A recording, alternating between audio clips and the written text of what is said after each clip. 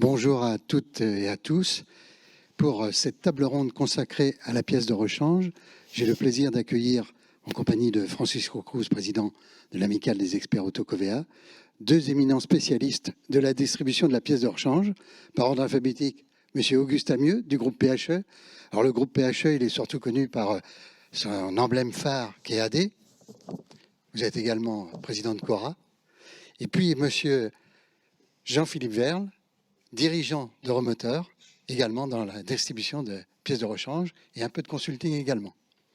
Alors, pour commencer cette table ronde, Bruno l'a évoqué, la pièce de rechange, dans la facture de réparation, c'est plus de la moitié. Donc, vous comprendrez les enjeux.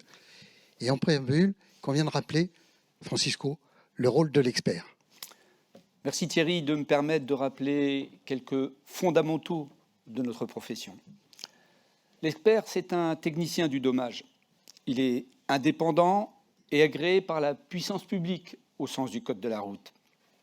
Il intervient d'ailleurs dans certaines procédures relevant du dit code de la route. Lors d'un sinistre matériel automobile, les assureurs, Covea en particulier, font appel à un expert en automobile pour évaluer les dommages causés au véhicule assuré. L'expert identifie le risque assuré, il appréhende un événement sinistre et en impute les dommages et strictement les dommages consécutifs à cet événement.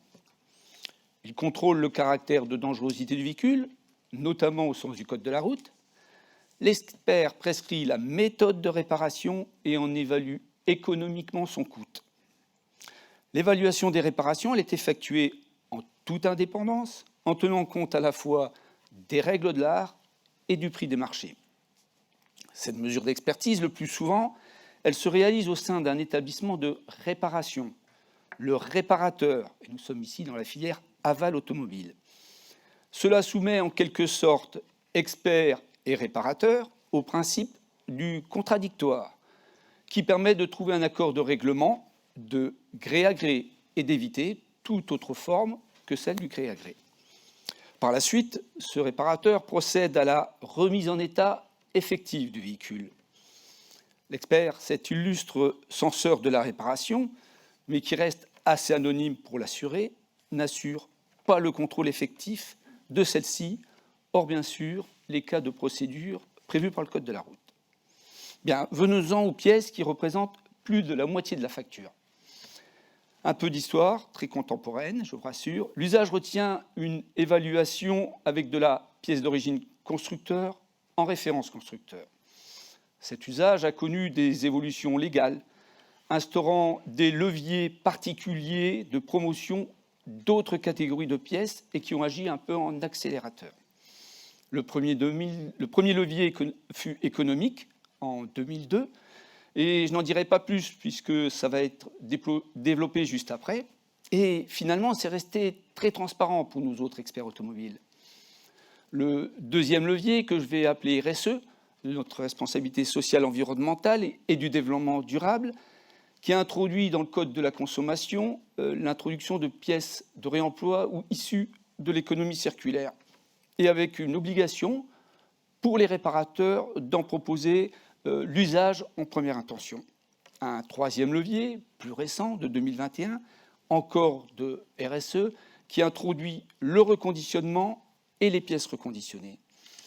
Aujourd'hui, le sourcing réel des pièces est multiple, on le voit bien, et n'est pas toujours un modèle de transparence pour l'assuré ou le propriétaire. Voilà Thierry pour le rôle de l'expert automobile. Merci Francisco, tu évoquais le sourcing. Alors sur l'origine des pièces, Monsieur Verle, que pouvez-vous nous livrer comme secret? Oui, bonjour et merci pour votre invitation. Nous allons nous attacher dans cette première partie de la pièce d'origine, à l'origine de la pièce, à évoquer la sous-traitance de l'industrie automobile. Qui fabrique ce que l'on appelle communément les pièces d'origine, d'où viennent-elles? Et ce que l'on entend par pièces de qualité équivalente, objet de votre intérêt, adaptables ou encore issues de l'économie circulaire. Le marché de l'automobile français ne se résume pas à nos 3 marques nationales, quel que soit l'attachement patriotique que nous pouvons leur porter en termes d'enjeux économiques et d'emploi. Faut-il encore nuancer nos propos sur ce que peut être l'identité d'un constructeur automobile avec les délocalisations des chaînes de montage et par voie de conséquence celle des investissements, des emplois et des bénéfices. Nous le savons tous, le monde est devenu un grand village et le marché de l'automobile est mondial.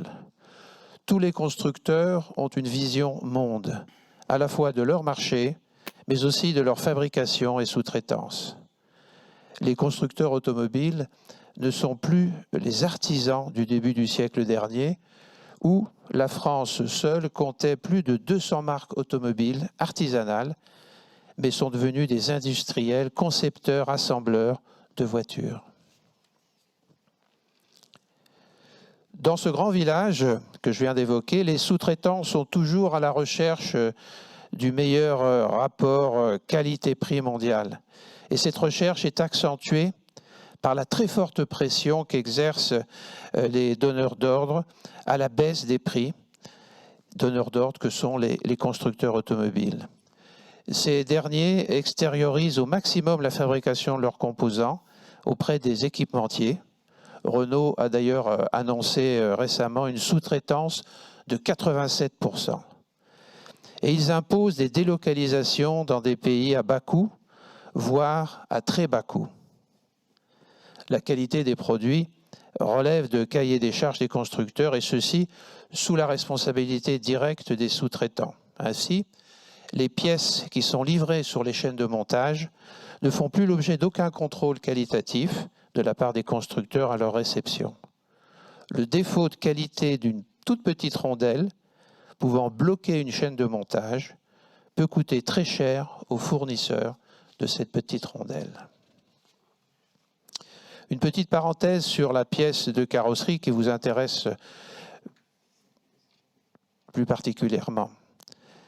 En raison des droits et protections juridiques dont les constructeurs s'entourent, ainsi que de la propriété des outillages utilisés par les sous-traitants, il n'existe pas de sous-traitant de pièces de carrosserie qui soit autorisé à vendre directement à leur rechange indépendante.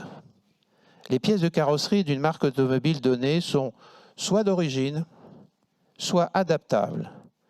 Et nous comprenons ici l'intérêt économique majeur que représentent ces pièces de carrosserie pour un constructeur automobile. Nous verrons plus loin avec Auguste comment le constructeur organise la captivité de ces pièces stratégiques pour eux en termes de marge.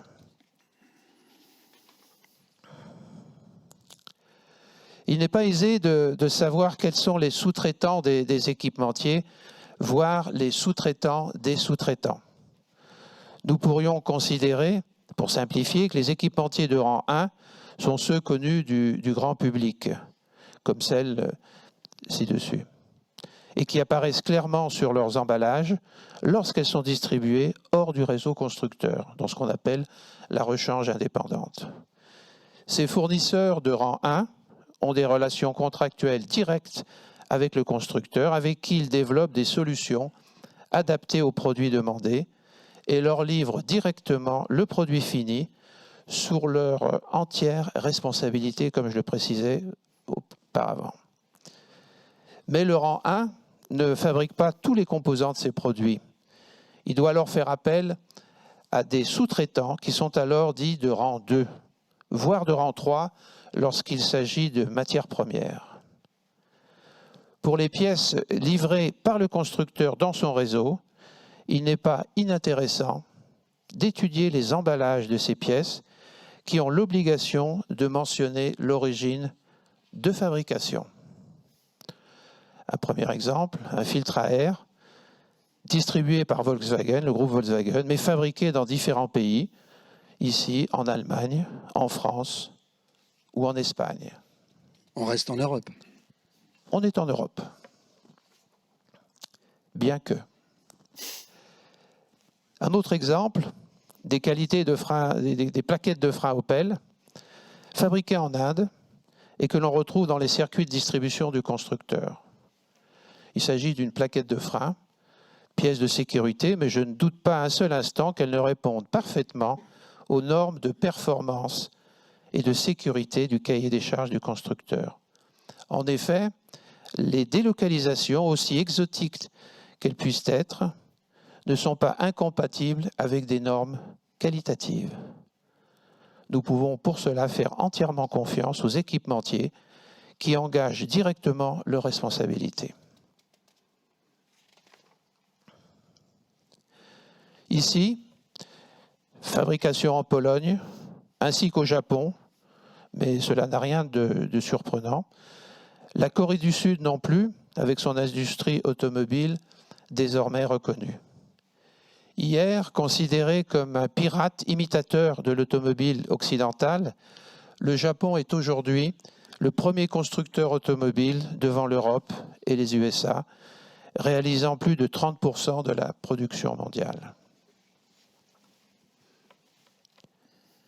Avec les fabrications communes de châssis ou de moteurs entre constructeurs, certaines pièces sont simplement échangées. Il y a ainsi des flux d'approvisionnement entre les constructeurs tels que le groupe Stellantis, par exemple, avec ses marques Peugeot, Citroën, DS, Opel, Fiat, et peut-être d'autres à venir. On retrouve ainsi des pièces de distribution moteur Renault dans les réseaux Opel, des modules électroniques Isuzu chez d'autres, etc. Dans le cas présent, il s'agit d'un filtre à huile Isuzu réétiqueté par Opel à l'époque où Opel appartenait au groupe General Motors. Nous comprenons bien l'intérêt stratégique pour un constructeur de reprendre des marques pour générer des synergies. Ici, un autre exemple, le même filtre sous-traité chez UFI par le groupe Volkswagen Audi, qui le fait fabriquer dans ses usines chinoises. Pour mémoire, UFI est un fabricant italien de filtres en premier équipement qui autrefois, comme beaucoup de fabrications italiennes, étaient considérées comme des pièces dites pirates. Rappelons-nous, pour certains anciens de l'automobile, les cylindres de roue italiens défectueux et les plaquettes de mauvaise qualité. Certains pirates d'avant-hier sont aujourd'hui des équipementiers de premier rang, tels que UFI ici.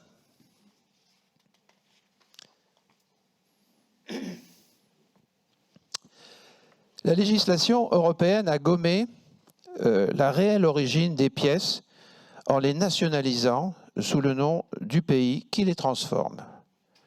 Ici, d'anciennes étiquettes de pièces de carrosserie Renault d'une dizaine d'années.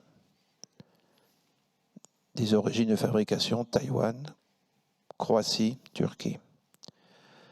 Pour ce qui concerne le taux de transformation, même s'il est de plus de 50% pour des ailes avant, par exemple, dont le coût de fabrication est autour de 2 €, l'emballage et l'étiquetage seuls suffiraient pour transformer l'aile de plus de 50% de sa valeur. Nous verrons plus loin avec Auguste la structure des prix et évoquerons quelques exemples frappants. Désormais, les marques hors Union européenne n'apparaissent plus sur les emballages, bien que les pièces soient toujours fabriquées en dehors de l'Union européenne, en raison de ce blanchiment, du blanchiment de son origine. Vous l'avez évoqué, M. Verle. M. Amieux va nous évoquer maintenant la structure, comment se compose le prix d'une pièce. Parce que vous avez parlé de 2 € à la fabrication. Surprenant.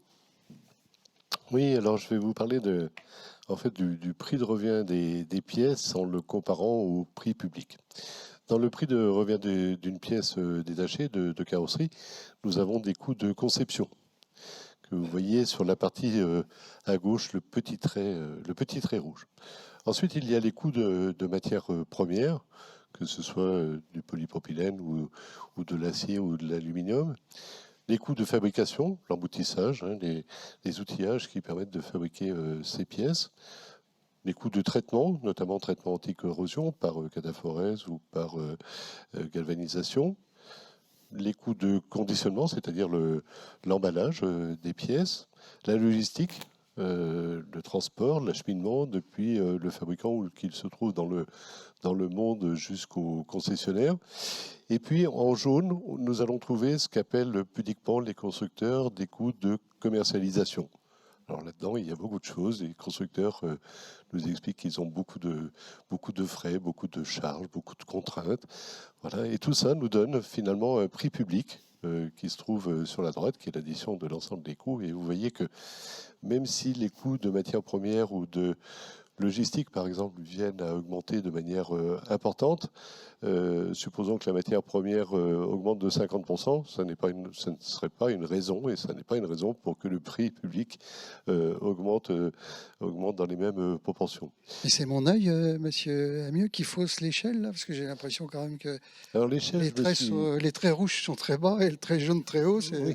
C'est Alors, mon œil monsieur le qui maître, fausse. en fait, j'ai réduit le pavé jaune parce que très souvent, l'écart entre les coûts de revient, l'ensemble des coûts de revient et le prix public est de 1 à 20, 1 à 40, quelquefois 1 à 80. En fait, il n'y a pas de limite puisque le constructeur détermine lui-même le prix public qui va être payé au final par l'assureur. Écoutez, merci pour toutes ces informations. Puisque nous avons évoqué l'origine, il est temps de passer maintenant à la protection. Puisque, est-ce qu'on peut fabriquer ces pièces n'importe où, n'importe comment, ou est-ce qu'elles bénéficient d'une protection, monsieur Amieux? Alors en fait, il existe différents types de protections qui peuvent s'appliquer aux pièces de carrosserie. Il y en a quatre grandes. Tout d'abord, ce sont les brevets d'invention. C'est-à-dire que pour une pièce de carrosserie, un constructeur peut déposer un brevet d'invention. Alors, vous allez me dire, mais tout a déjà été inventé. La carrosserie automobile, c'est quelque chose qui n'est pas nouveau. Il faut savoir que les constructeurs sont toujours assez créatifs, surtout lorsqu'il s'agit de rendre des pièces captives. Et ici, je vous cite un exemple d'une protection par brevet d'invention. Alors, la durée de protection d'un brevet d'invention, c'est de 20 ans. Et le brevet d'invention, c'est quelque chose qui est tout à fait contrôlé. Et dans le cas présent, nous avons un support de rétroviseur qui a été créé par Renault, qui a été inventé chez Renault, qui a déposé un brevet sur ce support de rétroviseur. Alors jusque-là, pas de problème bien particulier. La seule difficulté, c'est que ce support de rétroviseur est collé en usine. C'est Saint-Gobain Autovert qui fabrique le pare-brise. Renault fournit les supports de rétroviseur qui sont collés chez le fabricant, chez le verrier. Et bien entendu, ces supports de rétroviseur ne sont pas détaillés à la rechange indépendante. Ce qui veut dire qu'aujourd'hui, si vous voulez changer, et vous avez une liste non exhaustive des modèles sur lesquels est appliqué ce support de pare-brise, on retrouve la Zoé à partir de 2019, on retrouve la Clio 5, on retrouve aussi des modèles récents de Qashqai.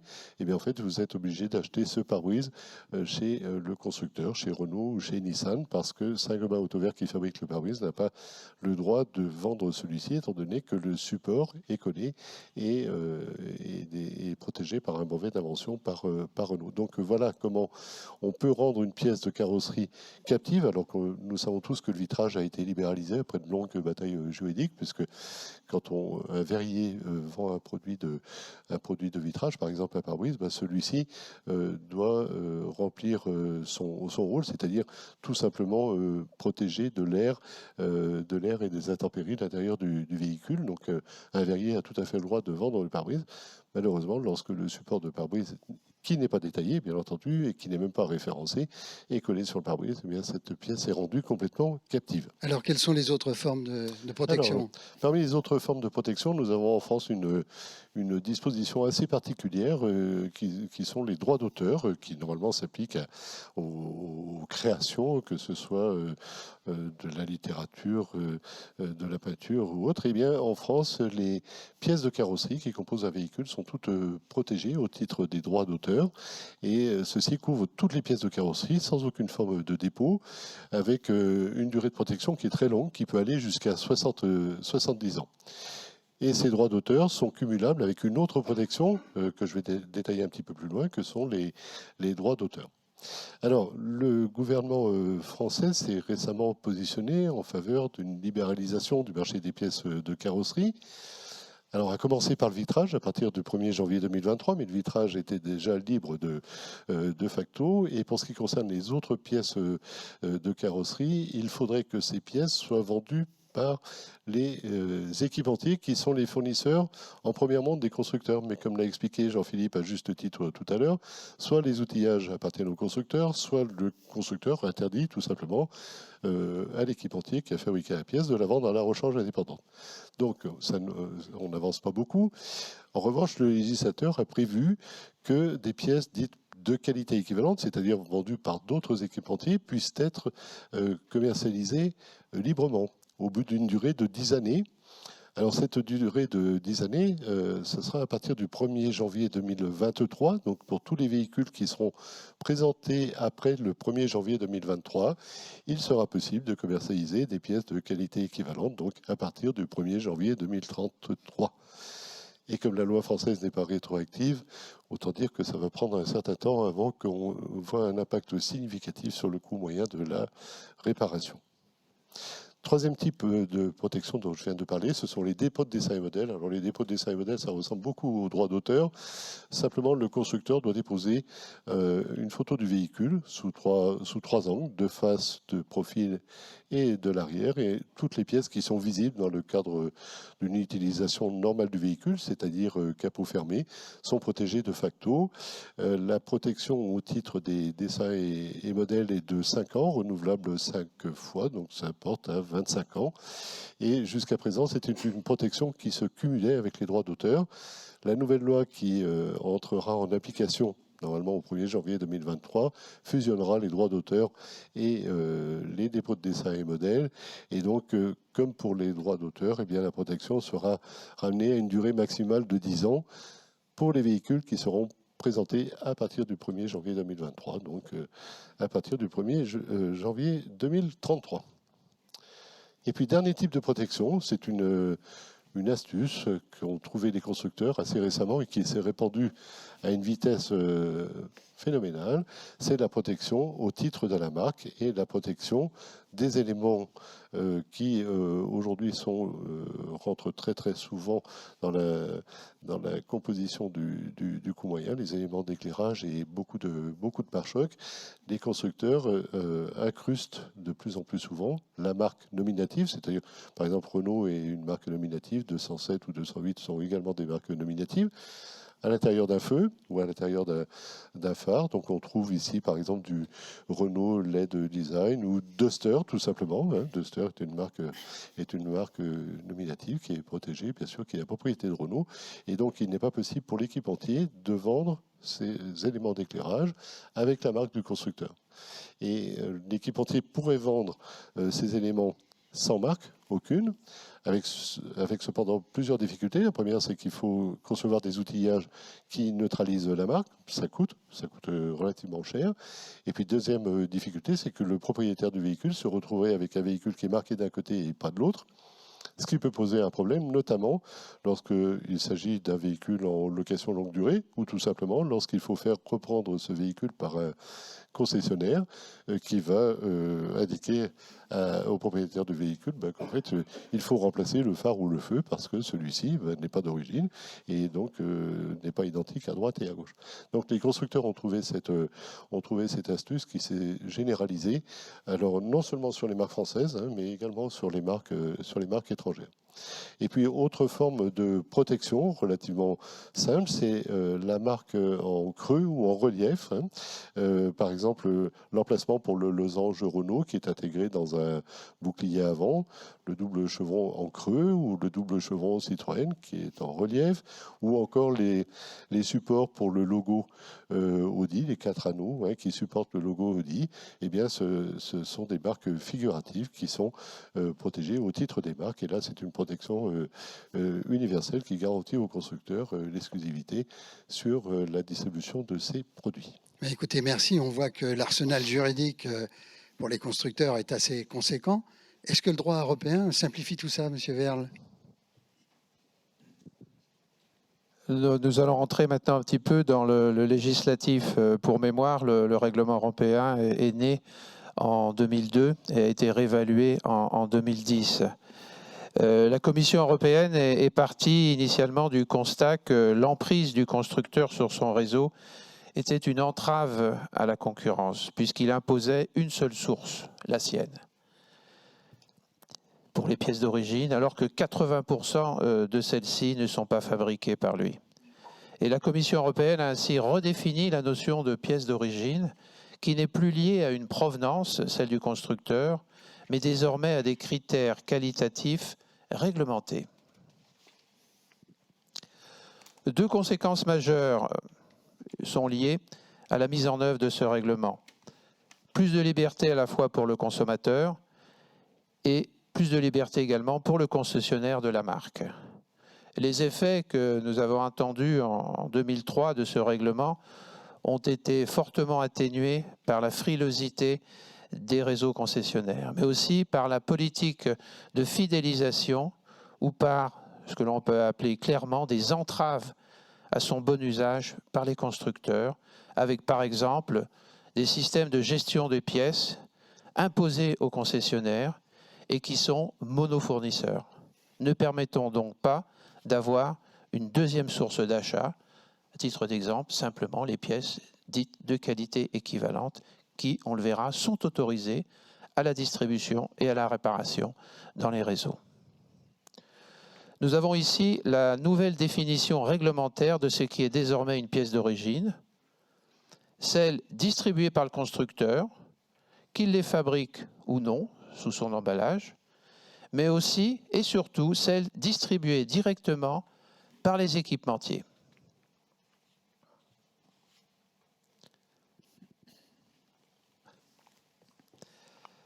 Plus schématiquement, nous voyons se dessiner ce que l'on entend communément par pièces OEM ou OIS, avec les 4 catégories de pièces qui intègrent au niveau 4 les pièces dites reconditionnées et distribuées, que ce soit par le constructeur ou par les équipementiers. Le règlement européen nous définit en termes généraux les pièces dites de qualité équivalente maintenant. Les pièces de rechange doivent être de qualité équivalente, doivent être d'une qualité suffisamment élevée pour que leur utilisation soit selon les termes de la Commission européenne, ne mette pas en danger la réputation du réseau de réparation agréé. C'est un petit peu le cadre dans lequel la Commission européenne a souhaité inscrire cette définition clairement évoquée de la pièce de qualité équivalente. Ici, il est clairement précisé que la certification qualitative de ces pièces relève des fabricants eux-mêmes, ce qui pose la question, d'une part, et la difficulté à les identifier sur le marché de la rechange indépendante, puisqu'il s'agit d'une auto-certification des dits équipementiers. Une petite synthèse ? Une petite synthèse, un petit tableau récapitulatif pour rappeler les 3 critères des pièces d'origine. Pièces que le constructeur fabrique et distribue, celles qu'il ne fabrique pas mais qu'il distribue, ou enfin celles qui sont fabriquées par l'équipementier qui la distribue directement auprès des réseaux. Et ensuite, en 4, les pièces que l'on a vues, dites de qualité équivalente. Toutes les 4, on le précise bien, sont autorisées à la réparation dans les réseaux agréés. Et nous voyons bien alors ce que signifie désormais une pièce que l'on appelle communément adaptable, qui n'est pas de qualité équivalente à l'origine, mais de qualité plus ou moins acceptable. Et puis, il y a la nouvelle loi sur l'économie circulaire qui invite désormais officiellement dans le marché automobile, les pièces de réemploi. Petite animation que je vous laisse le soin de découvrir. À noter sur la partie gauche les pièces captives qui peuvent être de 2 sortes, celles réellement fabriquées par le constructeur et celles qu'il ne fabrique pas, mais pour lesquelles il bénéficie ou impose une exclusivité de la part des équipementiers. Ces pièces captives sont ainsi vitales pour un constructeur car il en maîtrise alors les prix et donc sa marge. Je crois qu'on peut ajouter, Monsieur Verle, puisque c'est une nouvelle législation qui est apparue récemment, la pièce reconditionnée, vous l'avez évoqué tout à l'heure, autrefois plus connue sous le terme d'échange standard, et qui vient d'avoir un texte promulgué au mois de février dernier. Oui, ben ces pièces, à partir du moment où elles sont sous la coupe ou du constructeur qui pratique effectivement ces notions d'échange standard ou des équipementiers agréés, auto-certifiés, ces pièces sont tout à fait agréées à la réparation et à la distribution dans les réseaux. Nous allons passer maintenant à la spécificité de la pièce de carrosserie avec Auguste. Merci Jean-Philippe. Alors ici, j'ai une petite présentation qui m'a été communiquée par un ami qui s'appelle Hartmut Röhrl, qui est quelqu'un qui a consacré une très grande partie de sa carrière à la défense de la distribution des pièces détachées, en particulier de carrosserie. C'est quelqu'un qui est le président du GVA. Le GVA, c'est l'équivalent de la Fédération allemande de la distribution indépendante, l'équivalent de la FEDA en France. Et Hartmut Röhrl est également le vice-président d'ECAR. ECAR, c'est une association européenne qui se bat à Bruxelles pour obtenir des avancées législatives, alors avec relativement peu de moyens. ECAR compte 2 ou 3 personnes face à des cohortes de lobbyistes qui sont employés des constructeurs et qui tous les jours à Bruxelles arpentent les bureaux pour faire du lobbying et pour essayer de préserver le monopole des constructeurs. Alors ECAR, les membres d'ECAR sont en fait les assureurs européens et également les verriers. Donc je reprends ici sa présentation et on va commencer par un panorama de la situation dans les différents pays d'Europe. Alors je ne vais pas trop rentrer dans les détails, mais globalement, les pays dans lesquels la clause de réparation a été adoptée sont les pays en vert, donc on voit tous les grands pays automobiles, avec un cas assez particulier qui est le cas de l'Allemagne, qui s'est prononcé en faveur d'une libéralisation totale du marché seulement fin 2020. Ceci étant, en Allemagne, la situation était déjà libre de facto parce que les constructeurs allemands avaient, depuis très longtemps, depuis plus de 15 ans déjà, reconnu qu'il pouvait exister une fabrication, une distribution et une réparation avec des pièces de qualité équivalentes. Donc c'est plutôt une régularisation juridique de la situation en Allemagne qui a été adoptée. Et puis en France, j'en ai parlé tout à l'heure, le gouvernement s'est prononcé en faveur de la libéralisation totale du marché, donc à partir du 1er janvier 2023, avec les contraintes dont j'ai parlé, puisque le marché sera libre pour le vitrage, mais il l'est déjà, et avec une application pour les véhicules à partir du 1er janvier 2033, pour les véhicules qui seront sortis à partir du 1er janvier 2023. Et bien entendu, comme la loi française n'est pas rétroactive, avant d'en voir les impacts, il se passera encore un peu de temps. Alors, quels sont les travaux actuellement au niveau européen? Le dossier, en fait, est très ancien.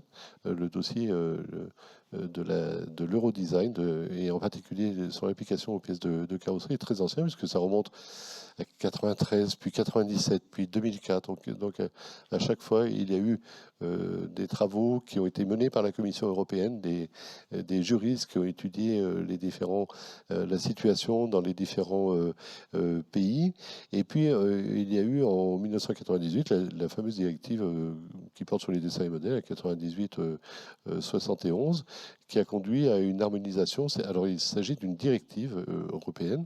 Donc, une directive peut être transcrite ou pas par les États qui sont membres. Donc, certains États ont adopté la nouvelle législation européenne, l'ont transcrite dans leur droit national, mais pas tous.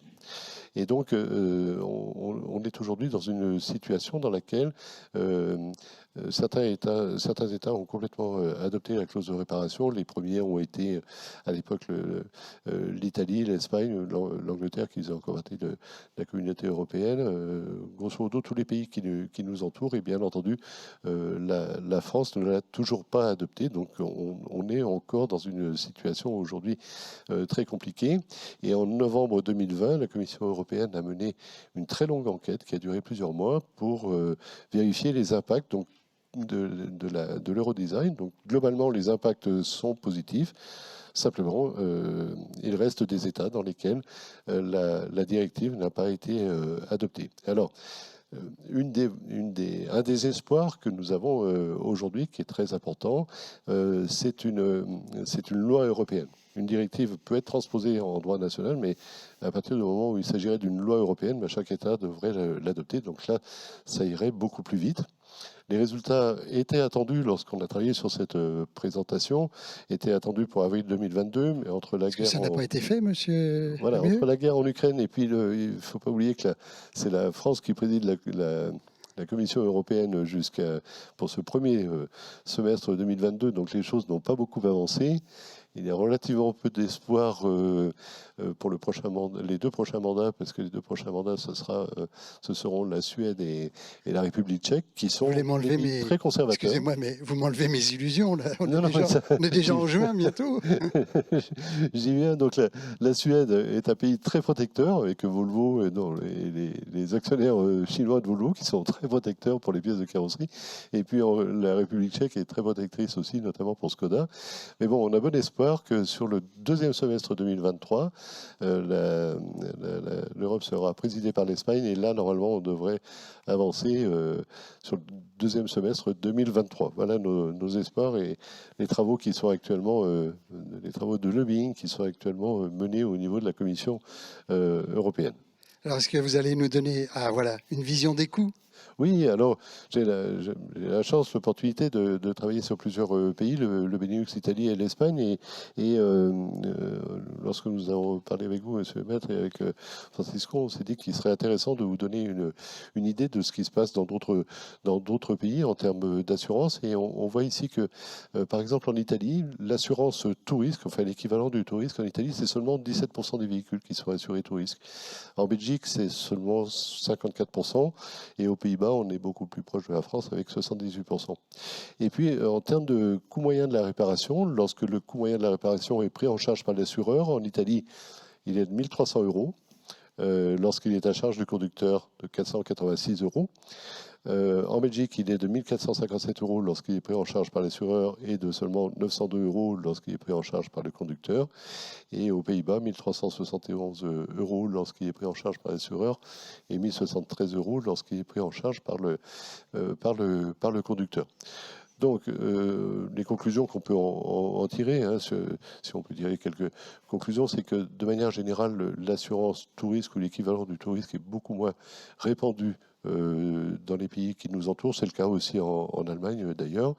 Et c'est le premier enseignement. Et puis le deuxième enseignement, c'est que lorsque la réparation est à la charge du conducteur, celui-ci va rechercher des solutions. Il va consulter plusieurs carrossiers, il va demander des devis avec des pièces d'origine, avec des pièces de qualité équivalente. Il va demander s'il est possible de réparer plutôt que de remplacer.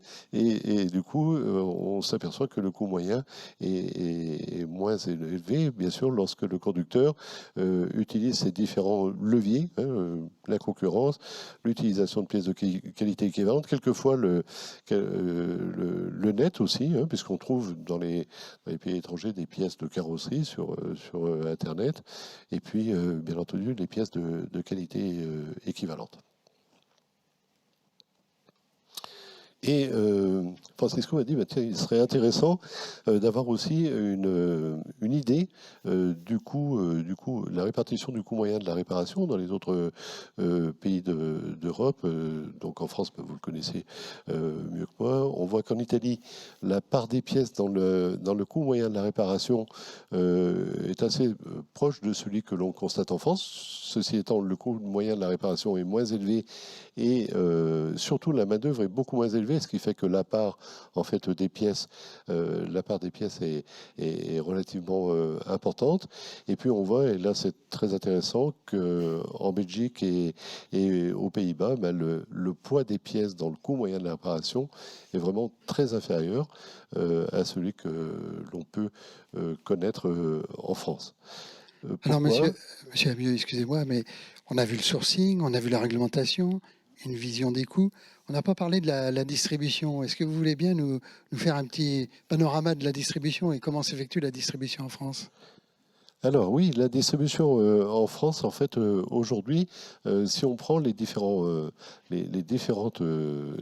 pavés, sur le premier pavé, on va trouver la partie fabrication. On sait qu'aujourd'hui, les constructeurs ne fabriquent plus qu'environ 20% des pièces qui rentrent dans la composition d'un véhicule. Jean-Philippe disait tout à l'heure, et à juste titre, chez Renault, c'est plus que 13% des pièces qui sont fabriquées par le constructeur lui-même. Au niveau de la distribution indépendante, c'est environ 15% aujourd'hui du marché français, avec les 3 acteurs que vous connaissez bien, Agnel, Saint-Amand on parle de pièces de carrosserie, bien entendu. Hein. Donc 15% distribution indépendante, 85% réseau constructeur. Au niveau de la réparation, on parle ici en valeur, bien entendu, 60% des réparations effectuées dans les réseaux constructeurs, 40% par des carrossiers indépendants que l'on aide, que l'on soutient, parce qu'on connaît très bien la différence de coût moyen entre une carrosserie indépendante et puis une carrosserie constructeur, et tout ça pour un marché que l'on estime à environ 1,5 milliard d'euros. Donc ici, effectivement, Jean-Philippe, je parle de la pièce de carrosserie, du marché de la pièce de carrosserie. Pour ce qui concerne le marché de la pièce mécanique, c'est très différent, puisque c'est un marché qui est complètement libre, et aujourd'hui, on est sur une part de la distribution indépendante et de la réparation indépendante qui est plus importante que celle des constructeurs, puisqu'on est sur environ 55% de la distribution et de la réparation qui sont effectuées par les indépendants. C'est une évolution qui est assez forte, puisqu'il y a encore pas si longtemps, c'était 40% pour la distribution indépendante, 60% pour les réseaux constructeurs.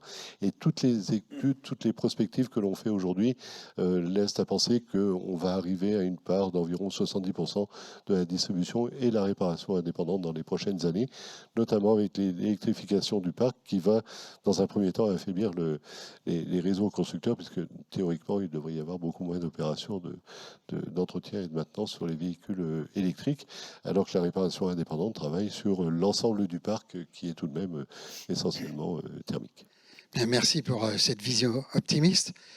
Les enjeux sont importants sur la pièce. Ils ont été définis par Bruno tout à l'heure sur la maîtrise des coûts qui est toujours fondamentale. Comment l'expert peut renforcer la maîtrise des coûts, Francisco?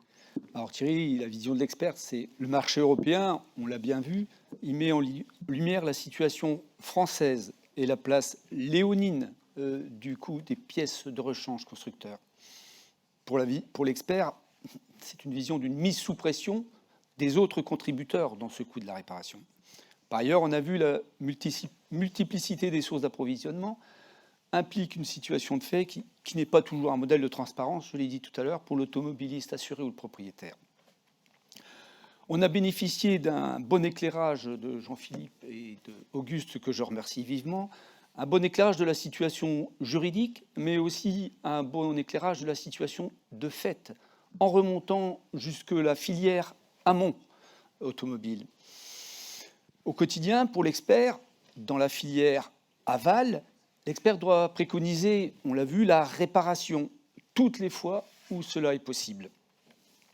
Quand le remplacement devient la seule solution, il peut challenger par une autre fourniture que la pièce constructeur. Mais il a besoin de s'appuyer, l'expert, sur des certitudes et de la traçabilité, sur la qualité des pièces pour assurer son rôle de garant sécuritaire, de tiers de confiance. On l'a vu, la pièce de qualité équivalente, pour schématiser, coincée entre la pièce d'origine constructeur et la pièce adaptable de mauvaise qualité, cette PQE doit asseoir toute sa légitimité, et nous devons y contribuer et en être des promoteurs. Alors, de manière plus large, et pour être peut-être prospectif, cela ouvre vraisemblablement des besoins supplémentaires en prestations, dans la certification de qualité de pièces d'une part, et d'une garantie d'une réparation sécure, un peu comme ce qui se passe déjà dans des procédures de suivi d'experts. Thierry. Merci Francisco, merci Monsieur Verle et merci.